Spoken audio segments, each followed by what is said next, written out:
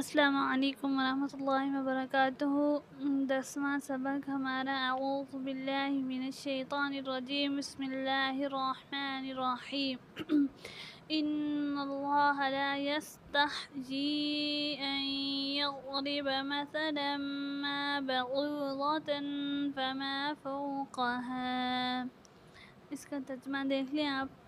بے شک اللہ اس بات سے نہیں شرماتا، لا یستحیی، اللہ پاک اس بات سے نہیں شرماتے کہ وہ بیان کریں کسی مچھر کی مثال یا اس سے بھی زیادہ حقیر چیز کی۔ فَأَمَّا الَّذِينَ، بس بے شک وہ لوگ جو ایمان لائے وہ جانتے ہیں بے شک یہ حق بات مِن ربہم، ان کے رب کی طرف سے ہے، اور وہ لوگ جنہوں نے کفر کیا وہ کہتے ہیں کہ اللہ پاک اس مثال کے بیان سے کیا ارادہ رکھتے ہیں، کہ اللہ کا اس حقیر چیز کی مثال سے کیا مطلب ہے۔ تو آگے اللہ تعالیٰ فرماتے ہیں مسئلہ پہ جو وہ ہے نا وقف لازم ہے، آگے یضل بہ کثیرا ویہدی بہ کثیرا، اللہ تعالیٰ اس مثال کے ذریعے بہت سے لوگوں کو گمراہ کرتا ہے اور بہت سے لوگوں کو اس کے ذریعے ہدایت دیتا ہے، کثیرا معنی بہت سے لوگوں کو، اور وما یضل بہ الا الفاسقین، وہ نہیں گمراہ کرتا ہے اس کے ساتھ مگر نافرمانوں کو، فاسقین فاسق لوگوں کو، یعنی کہ سب کو یہ مطلب نہیں کہ وہ سب کو اس مثال کے ذریعے گمراہ کرتا ہے، صرف منافقین کو، فاسقین اور نافرمانوں کو گمراہ کرتا ہے۔ نافرمانوں کی جو نشانیاں ہیں وہ پیچھے بتائی گئی ہیں کہ وہ کون سے ہوتے ہیں۔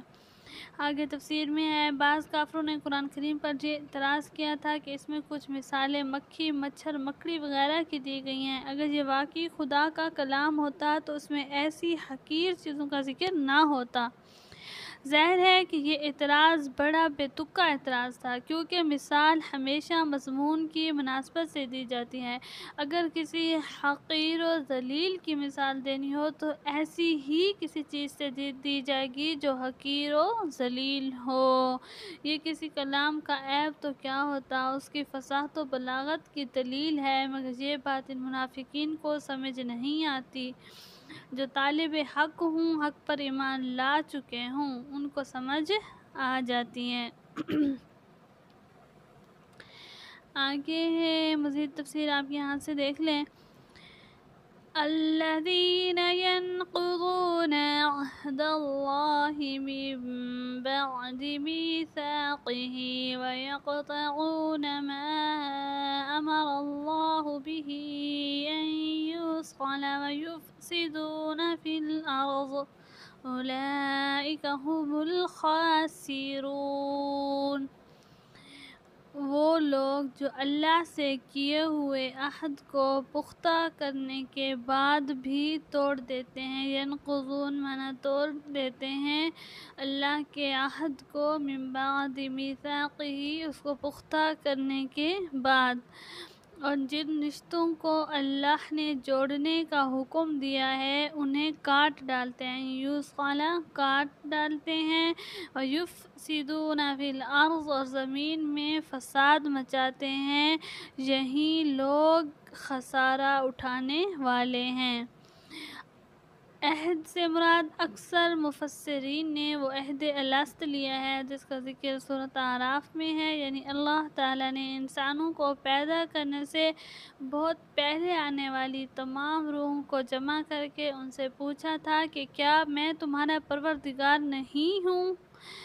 سب نے اللہ تعالیٰ کے پروردگار ہونے کا اقرار کر کے یہ عہد کیا تھا کہ وہ اللہ کی اطاعت کریں گے۔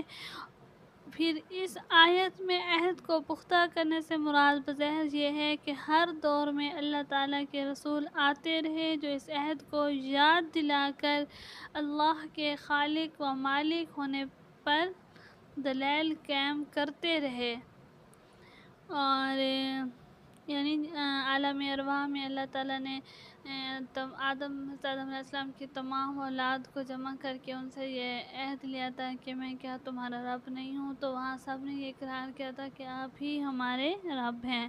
بعد میں دنیا میں آ کے بعض روحوں نے اس عہد کی اس عہد سے مکر گئے تھے، اور یہ اسی کی ساری تفسیر ہے، آپ دیکھ لیں۔ اور جو آگے رشتہ داروں کو توڑنے کا بولا گیا ہے، اس چیز کو صلہ رحمی کہا جاتا ہے۔ یہاں اللہ تعالیٰ نے ان کافروں کی 3 صفات بیان کی ہیں۔ ایک یہ کہ وہ اللہ سے کیا ہوا عہد توڑتے ہیں، دوسرا یہ کہ وہ رشتہ داروں کے حقوق پامال کرتے ہیں، یعنی تیسرا یہ کہ زمین میں فساد مچاتے ہیں۔ رشتہ داروں کے جو حقوق مقرر فرمائے گئے ہیں، حقوق العباد، یعنی کہ بندہ ان کی صحیح ادائیگی نہ کرے، چھوٹی چھوٹی باتوں پہ قطع تعلقی کر لے، رشتوں کو توڑ دے، تو اس سے ایک پاکیزہ معاشرہ وجود نہیں پا سکتا، ہر وقت پھر زمین میں فساد برپا رہتا ہے، تو یہ سخت گناہ ہے قطع تعلقی کرنا۔ بہتر یہ ہے کہ رشتوں سے صلہ رحمی کی جائے، حقوق العباد کو صحیح طریقے سے ادا کیا جائے۔ کیف تکفرون باللہ وکنتم امواتا فاحیاکم، تم اللہ کے ساتھ کفر کا طرز عمل کیسے اختیار کر لیتے ہو؟ کیف تکفرون، تم کیسے کفر کر لیتے ہو باللہ، اللہ کے ساتھ، حالانکہ تم مردہ تھے، اس نے تم کو زندگی دی، تم امواتا، تم بے جان تھے، اللہ نے تمہیں زندگی بخشی، پھر تم کو موت دے گا، پھر تم کو زندہ کرے گا، پھر اسی کی طرف تم لوٹائے جاؤ گے۔ یعنی اللہ تعالیٰ کہتے ہیں اتنی نشانیوں کے باوجود بھی تم اللہ کے ساتھ کیسے کفر کر لیتے ہو، حالانکہ تم بے جان تھے، اسی نے تم کو پیدا کیا۔ اگر اللہ ہمیں پیدا نہ کرتا تو ہمارا کوئی وجود نہ ہوتا۔ اللہ اسی چیز پہ زور دیتے ہیں کہ میں نے تم کو پیدا کیا، پھر بھی تم میرے ساتھ کفر کرتے ہو، تم کیسے کفر کر سکتے ہو بھلا اللہ کے ساتھ؟ پھر آگے اللہ تعالیٰ کہتے ہیں آخر میں آخرت کی اللہ یاد دلاتے ہیں، ثم یمیتکم، پھر وہ تمہیں دوبارہ مارے گا، دوبارہ زندہ کرے گا، اسی کی طرف تم لوٹائے جاؤ گے۔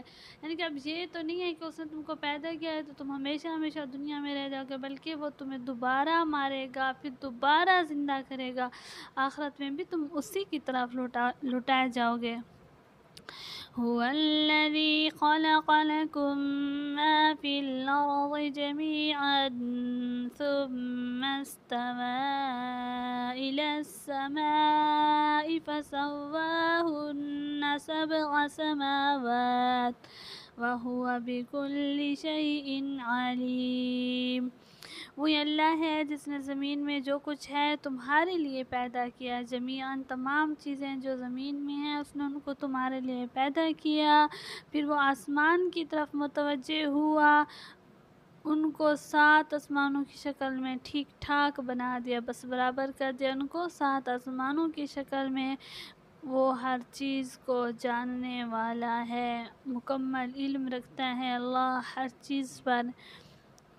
انسان کو اس آیت میں اس بات کی طرف توجہ دلائی جا رہی ہے کہ وہ کائنات کی جتنی چیزوں سے فائدہ اٹھاتا ہے سب اللہ تعالیٰ کی عطا فرمائی ہوئی ہیں، ان میں سے ہر چیز اس کی توحید کی گواہی دے رہی ہے، اس کے باوجود اس کے ساتھ کفر کا رویہ اختیار کرنا کتنی بڑی ناشکری ہے، واقعی ایسے ہی ہے۔ وَإِذْ قَالَ رَبُّكَ لِلْمَلَائِكَةِ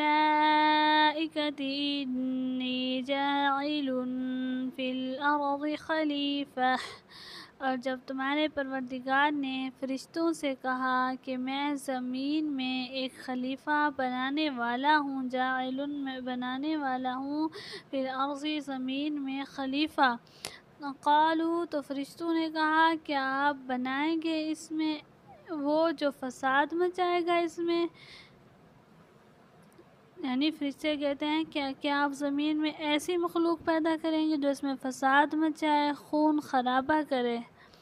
حالانکہ ہم آپ کی تسبیح کرتے ہیں اور آپ کی تقدیس بیان کرتے ہیں، تو اللہ نے فرمایا میں وہ جانتا ہوں جو تم نہیں جانتے۔ یعنی فرشتوں نے کہا ہم تو دن رات آپ کی عبادت میں لگے ہوئے ہیں، پھر بھی آپ اس مخلوق کو پیدا فرما رہے ہیں جو خون ریزی کریں گے یا فساد مچائیں گے، تو اللہ تعالیٰ نے کیا فرمایا، میں وہ جانتا ہوں جو تم نہیں جانتے۔ تو اس کی آیت کی تفسیر جو ہے آپ یہاں سے دیکھ لیں، جو سمجھ نہ آئے آپ کمنٹ باکس میں پوچھ بھی سکتے ہیں۔ آیت نمبر 28 کی مزید تفسیر، فرشتوں کے اس سوال کا منشا خدا نخواستہ کوئی اعتراض کرنا نہیں تھا، بلکہ وہ حیرت کر رہے تھے۔